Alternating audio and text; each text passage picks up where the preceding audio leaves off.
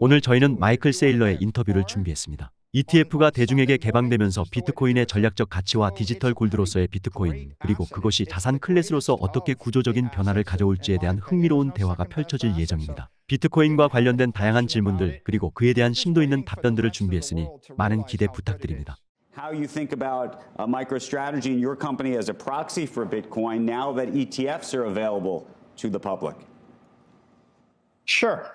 Well, I think I'd start just with Bitcoin. Bitcoin is certainly at least digital gold. It's going to eat gold. It's got all of the great attributes of gold, and it's got none of the defects of gold. If you could teleport gold from New York to Tokyo in a few minutes, people would like it. It's going to divert capital from risk assets and risk ETFs like SPY, and you can see that these ETFs are doing that. It's going to be incorporated into a lot of funds like the BlackRock Global Opportunities Fund or the Strategic Income Opportunities Fund.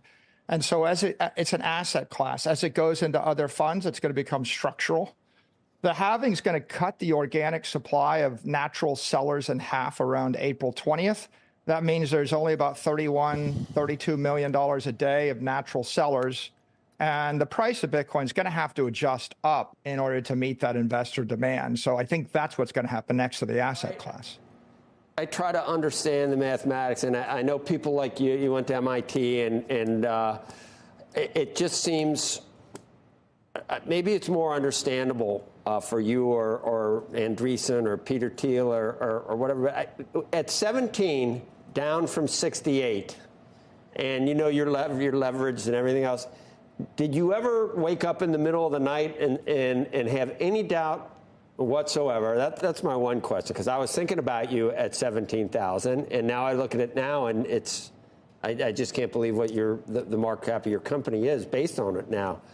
I guess, and the other thing is, when it halves, should we, if we look at it on stock to flow, do we have to just double what the potential price is based on, if you use that metric? Is that a valid metric to use? And after the halving, shouldn't it be 140,000 immediately if it's worth 72 now?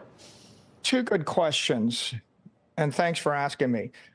First, with regard to Bitcoin, no, there's no doubt in my mind Bitcoin was a better investment at 17,000 than it was at 65,000. I take the Warren Buffett view on this. Bitcoin's a superior investment to gold, equity, bonds, and real estate because it's digital. You can trade it 1 million times faster than conventional assets using a computer. It's available. Most other assets only trade less than 20% of the time. Bitcoin's trading 168 hours a week. We bought $800 million of Bitcoin, and a lot of it we bought over the weekend when all the conventional markets are closed. It's global. It's the most widely recognized and trusted investment asset in the world right now. It's ethical because it's the king of all commodities. There's no issuer. There's no company. There's no country controlling it.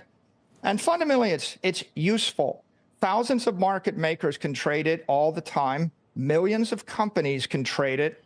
Billions of people. If you want to buy a house on Saturday in Africa, this is the way to do it. If you want to buy a car on Sunday morning, this is the way to do it. So it's a pretty great asset. It's the greatest of the assets, in my opinion. There's no second best asset. So I didn't have any question about it. We're just waiting for the rest of the world to realize how good it is.